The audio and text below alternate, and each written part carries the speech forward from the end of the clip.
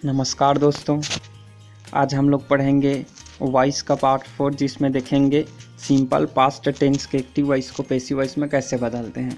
तो इससे पहले मैं आपको बता दूं कि present perfect continuous tense, past perfect continuous tense, future perfect continuous tense और फ्यूचर कंटिन्यूअस टेंस, मतलब जितना भी परफेक्ट और कंटिन्यूअस टेंस है साथ में दोनों फ्यूचर है परफेक्ट कंटिन्यूअस, उनका एक्टिव से पैसिव वॉइस प्रचलन में नहीं है फ्रेंड्स, और एग्ज़ाम में भी उसका क्वेश्चन नहीं पूछते हैं। ठीक है, इंडिया में मतलब उसका पैसिव वॉइस नहीं बनाया जाता है। ठीक है, दूसरे देश में बनाते भी हैं।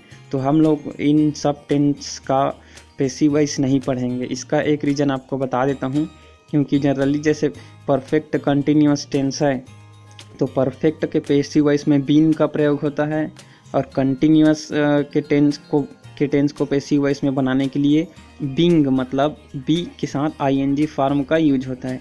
तो दोनों जगह बी वर्ब यूज हो जाता है, हेल्पिंग वर्ब। ठीक है, और एक रीज़न ये भी है कि ये परफेक्ट कंटिन्यूअस टेंस में समय को भी बताया जाता है, जैसे फॉर एन आवर, 1 घंटे से, सिंस मॉर्निंग, सुबह से।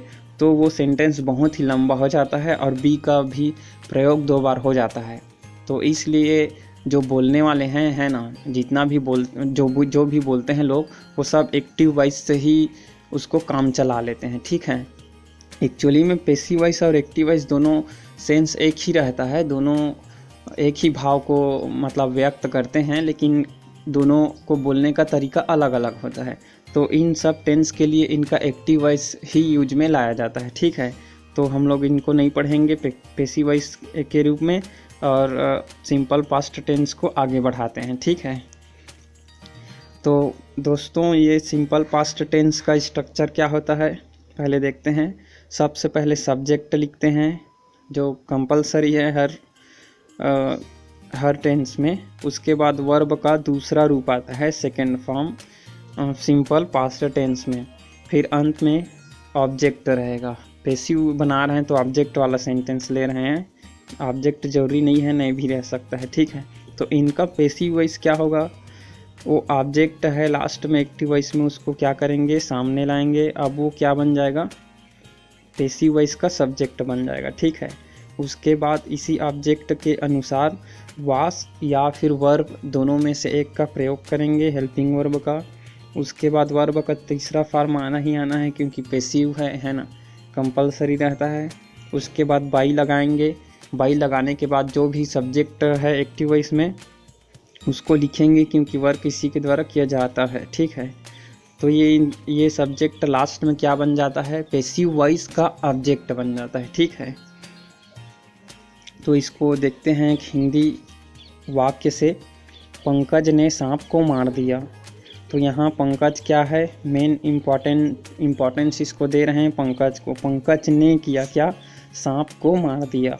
तब इसका पैसिव वॉइस क्या होगा, सांप पंकज के द्वारा मारा गया। तो यहाँ फ्रेंड्स जो सांप है वो मारा गया है। सांप का मरना यहाँ क्या बताया जा रहा है, इम्पोर्टेंस इसको दिया जा रहा है। ठीक है, सांप यहाँ मेन मतलब करने वाला है, लेकिन कैसे करता है, खुद मर जाता है ना।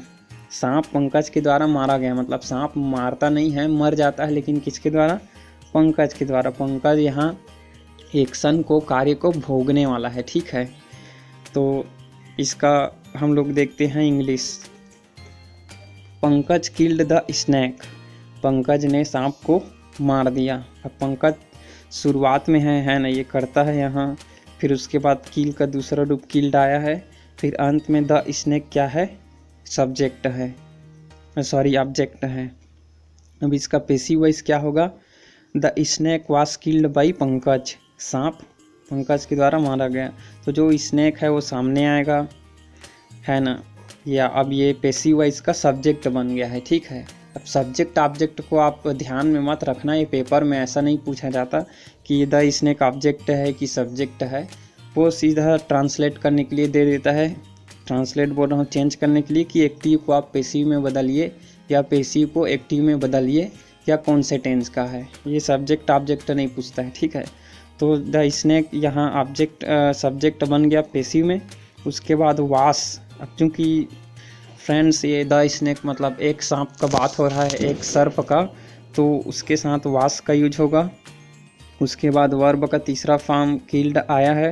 अब किसके द्वारा मारा गया, तो भाई पंकज के द्वारा। ठीक है, तो आपको एक चीज़ यहाँ बता देता हूँ कि जितना भी सिंगुलर नंबर में रहता है सब्जेक्ट, या अगर पेसिव वॉइस है तो शुरू में जो भी रहता है, ठीक है, क्रिया के पहले, तो अगर एक वचन में है, सिंगुलर नंबर में है, तो उसके साथ वास का प्रयोग करेंगे, हेल्पिंग वर्ब। अगर वो प्लूरल फॉर्म में है, मतलब बहुवचन में, तो उसके साथ वर का यूज करेंगे। ठीक है, आगे देखते हैं। ही स्टोल योर पर्स, उसने आपका पर्स चुरा लिया, है ना। तो यहाँ ही भोग करने वाला है, मेन करता है एक्टिव में। तो ही के बाद स्टोल आया है, स्टील का दूसरा रूप, स्टील मतलब चोरी करना, और यूर पर्स क्या है, यहाँ ऑब्जेक्ट है।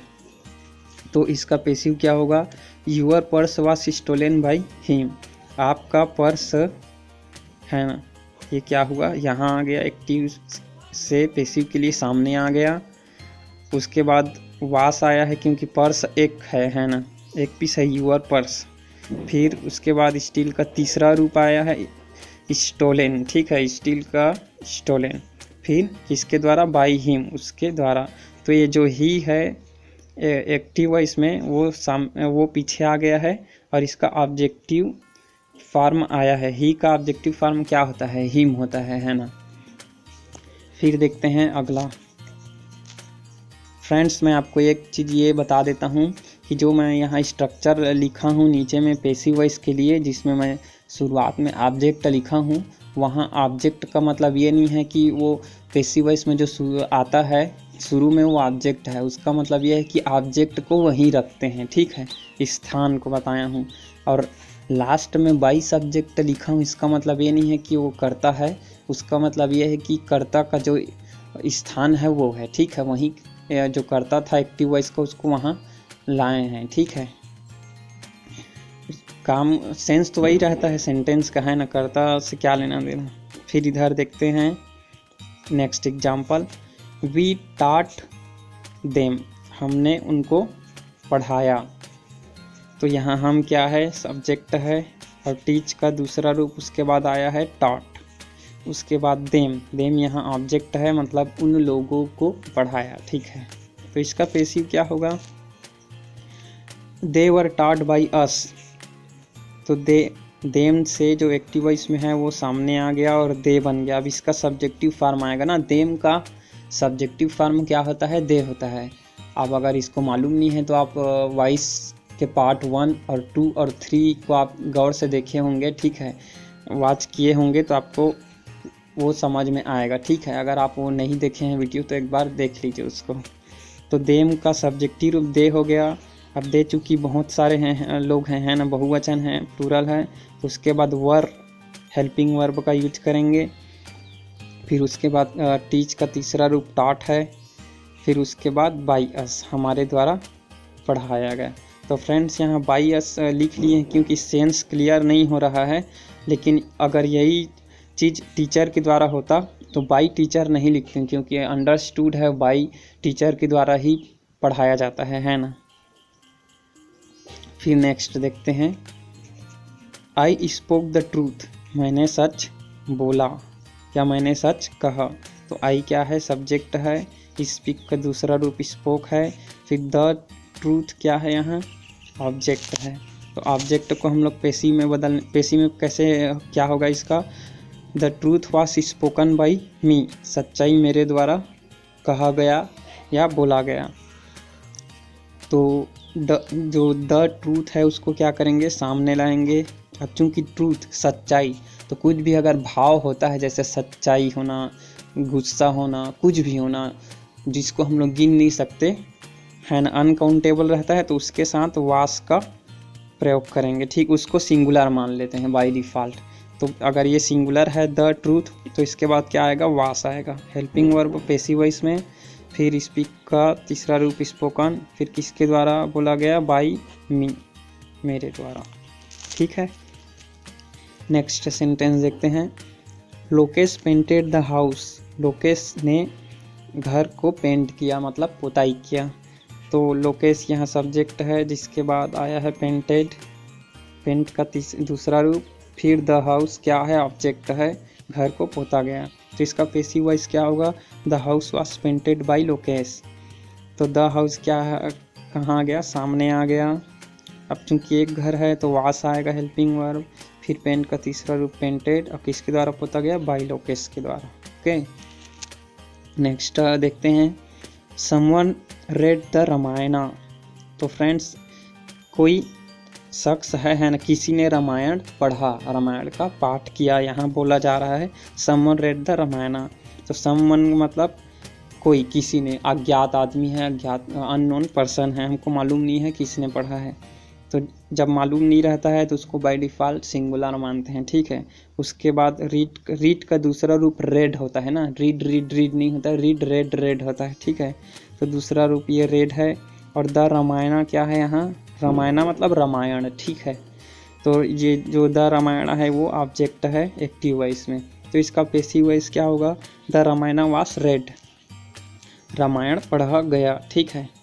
तो द रामायण सामने आ जाएगा, जो एक्टिव वॉइस में है वो। अब ये पैसिव वॉइस का सब्जेक्ट पैसिव सब्जेक्ट बन गया। अब रामायण, चूँकि रामायण एक है ना, सिंगुलर में है, एक ग्रंथ है, तो इसके बाद क्या आएगा, वास हेल्पिंग वर्ब का यूज होगा। उसके बाद वर्ब का तीसरा फॉर्म रीड का रेड हो जाएगा, ठीक है। अब बाय समवन यहाँ नहीं लिखे हैं, क्यों, क्योंकि अंडरस्टूड है कि रामायण जब पढ़ा जाएगा तो किसी इंसान के द्वारा ही पढ़ा जाएगा, जानवर के द्वारा नहीं पढ़ा जाएगा, या निर्जीव चीज़ है ना के द्वारा नहीं पढ़ा जाएगा, है ना। तो द रामायण वास रेड कहने का मतलब है रामायण पढ़ा गया, तो अंडरस्टूड है किसी के द्वारा पढ़ा गया। अगर इसी को मैं बोल दूँगा मेरे द्वारा पढ़ा गया, द रामायण वास रेड बाय मी, तो भी वो सही होगा, क्योंकि अब ये बाय मी करके मेरे को बताना पड़ेगा कि मैं पढ़ रहा हूँ, पढ़ने वाला मैं हूँ, ठीक है। तो आपको आई होप समझ में आया होगा। तो फ्रेंड्स ये हुआ सिंपल पास्ट टेंस का एक्टिव से पैसिव। इसके बाद अगले वीडियो में देखेंगे प्रेजेंट कंटिन्यूअस के टेंस को एक्टिव को पैसिव में कैसे बदलते हैं। तो ठीक है फ्रेंड्स, बाय।